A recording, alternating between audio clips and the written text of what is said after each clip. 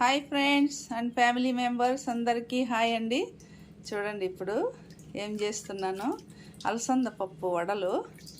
ఇవి 4 hours నానబెట్టినాను బాగా కడిగి. ఇప్పుడు ఇవి ఎట్లా వడలు తయారు చేసుకున్నామో చూసేద్దాం రండి. ఇదిగోండి కొత్తిమీర, పుదీనా, పచ్చిమిరపకాయలు, కరివేపాకు, ఎర్రగడ్డలు, ఇంకా ఏమేమి వేస్తానో ఎట్లా ప్రాసెస్ చేస్తానో చూద్దాం రండి. ఇప్పుడు ఇవంతా నీళ్ళు వడేసేసి మిక్సీ వేసుకున్నాము. చూడండి ఫ్రెండ్స్, మిక్సీ వేసేసుకున్నాను పిండి. ఈ గ్రీన్ కలర్ వచ్చి దీంట్లోనే పచ్చిమిరపకాయలు, ఉప్పు వేసేసినాను మిక్సీలోనే. ఇది రెడీ అయిపోయింది. ఇప్పుడు మనము చూడండి సన్నగా తరిగినాను ఎర్రగడ్డలు వేసేద్దాము.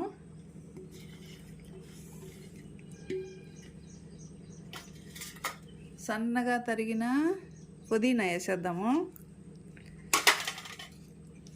సన్నగా తరిగిన కొత్తిమీర వేసేద్దాము. సన్నగా తరిగిన కరివేపాకు వేసేద్దాము. ఇప్పుడు 1 స్పూను అల్లం తెల్లగడ్డ పేస్ట్ వేసేద్దాము, 1 స్పూను. ఇప్పుడు గరం మసాలా అండి, నేను ఇంట్లోనే తయారు చేసుకుంటాను గరం మసాలా. ఇది 1/2 స్పూన్ వేసేద్దాము, చిన్న స్పూన్ ఇది. ఇప్పుడు ఇవన్నీ బాగా కలిపేసుకున్నాము. ఇవన్నీ బాగా కలిపేద్దాము.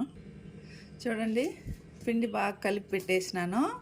దీంట్లో ఉప్పు అంతా కూడా మనం అడ్జస్ట్ చేసుకోవచ్చు, కరెక్ట్గా సరిపోయింది. ఇప్పుడు ఆయిల్ పెట్టేద్దాము స్టవ్ పైన. ఆయిల్ పెట్టేసినాను, ఆయిల్ హీట్ ఎక్కనిద్దాం.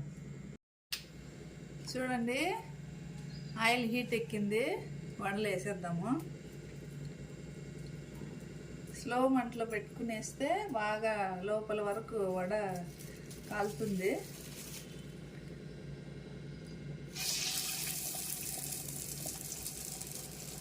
ఇట్లా అన్నీ వేసేద్దాము.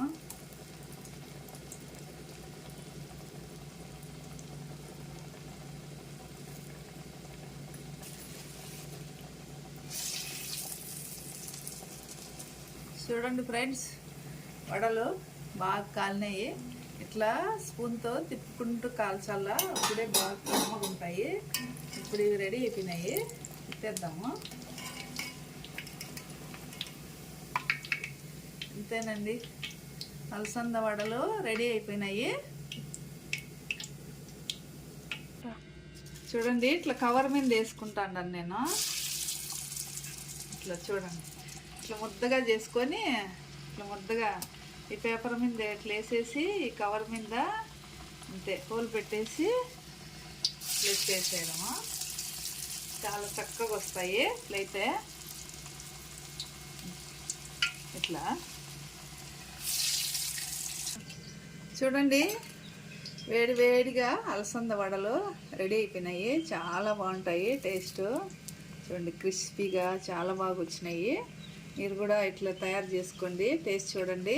వీడియో నచ్చినట్లయితే లైక్ చేయండి, సబ్స్క్రైబ్ చేసుకోండి, షేర్ చేయండి.